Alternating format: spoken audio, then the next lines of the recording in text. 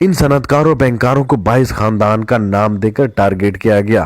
ان میں سہگل گروپ نے کپڑے کی صنعت کو عروج دیا۔ داؤد گروپ ہیوی وہیکل اور زرعی مشین کے بادشاہ تھے۔ داؤد ہرکولیس کے پاس ٹریکٹر کی پروڈکٹ تھی۔ ہارون خاندان چھوٹی مصنوعات، اصفہانی خاندان اور سیلٹ کے چائے کے باغات کے مالک تھے۔ ملک کی پہلی ایئر لائن قائم کی جو آج کی سب ایئر لائنوں سے بہتر تھی۔ حبیب گروپ بینکنگ کے کنگ تھے۔ 60 کی دہائی ان کا حبیب پلازا ایشیا کی بلند ترین عمارت تھی۔ ایشیا میں پہلا IBM بینکنگ سسٹم اس بلڈنگ کی 9ویں منزل پر نصب ہوا۔ فینسی کپڑے کی صنعت نشاط گروپ کے پاس اور مختلف مصنوعات کے بانی تھے۔ لاہور میں بیکو انڈسٹری یعنی Batala engineering cycle motorcycle assemble کرتے تھے۔ ان کی بیکو، ہرکولیس، سہراب، رستم سائیکل پورے ملک میں چلتی۔ میاں شریف اتفاق ٹیوب ویل اور تھریشر کے بانی تھے۔ سن 66 بیکو کے میاں لطیف اور اتفاق کے میاں شریف نے مغل پورہ ورکشاپ میں ٹینک سازی کی اجازت لی۔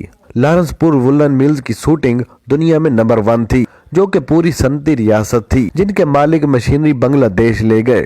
بھٹو صاحب نے ان 22 خاندانوں کے خلاف تحریک چلائی کہ ملک کی ساری دولت ان کے پاس ہے اور میں ان کے پیٹ سے نکالوں گا۔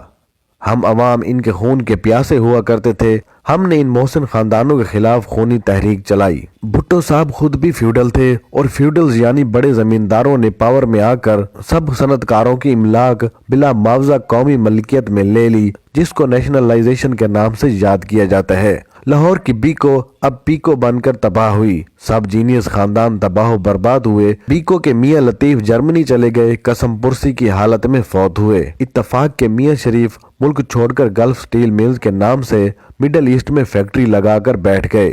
اصفہانی کنگال ہو گئے اور یہ سیلٹ کے چائے کے باغات بنگلہ دیش لے گئے۔ ایئر لائن PIA بن کر تباہ ہوئی۔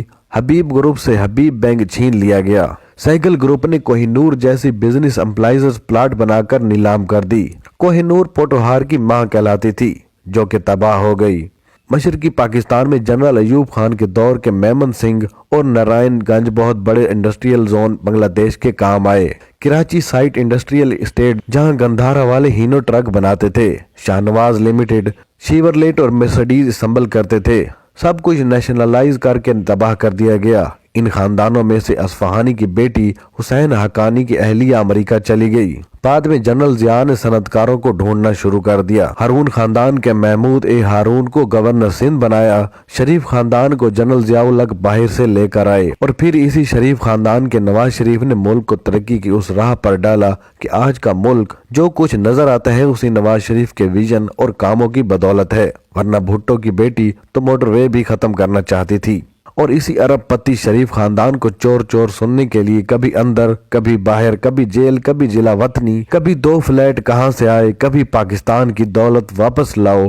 اصل میں تو غلامی اور غربت تو بھٹو کے فیصلے کی دی ہوئی ہے، جس کے پیچھے وہی کمپنی کے نمائندے تھے۔